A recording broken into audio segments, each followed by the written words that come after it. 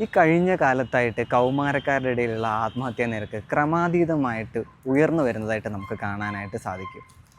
കുട്ടികളെ സംബന്ധിച്ചിടത്തോളം അവരെ മരണത്തിലേക്ക് തള്ളിയിടുന്ന അഞ്ചാമത്തെ വലിയ കാരണവും കൗമാരക്കാരുടെ ഇടയിലെ മൂന്നാമത്തെ ഏറ്റവും വലിയ കാരണമാണ് ആത്മഹത്യ എന്ന് പറയുന്നത്.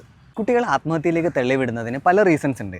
സൈക്കോ പത്തോളജിക്കലായിട്ടുള്ള റീസൺസ് ഉണ്ട്, അവരുടെ ജീവിത പ്രശ്നങ്ങളിൽ നിന്ന് അതിനെ അഭിമുഖീകരിക്കുന്നത് കൊണ്ടുള്ള പ്രശ്നങ്ങളുണ്ട്, ഫാമിലി പ്രോബ്ലംസ് ഉണ്ട്, പ്രോബ്ലം സോൾവിങ് കോപ്പിംഗ് സ്കിൽസ് ഇല്ലാത്തതിൻ്റെ പ്രശ്നങ്ങളൊക്കെയാണ് സാധാരണ ഈ സൂയിസൈഡിൻ്റെ റീസൺസ് ആയിട്ട് നമുക്ക് കാണാനായിട്ട് സാധിക്കുന്നത്.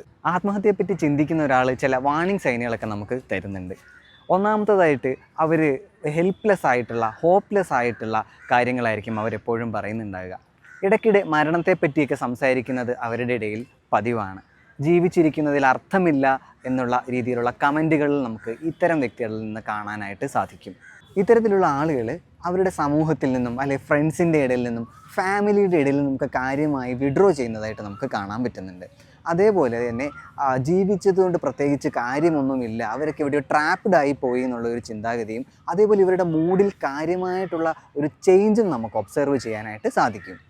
എന്തുകൊണ്ടാണ് ആത്മഹത്യാ പ്രതിരോധം വളരെ ഇമ്പോർട്ടൻ്റ് ആണ് എന്ന് പറയുന്നത്?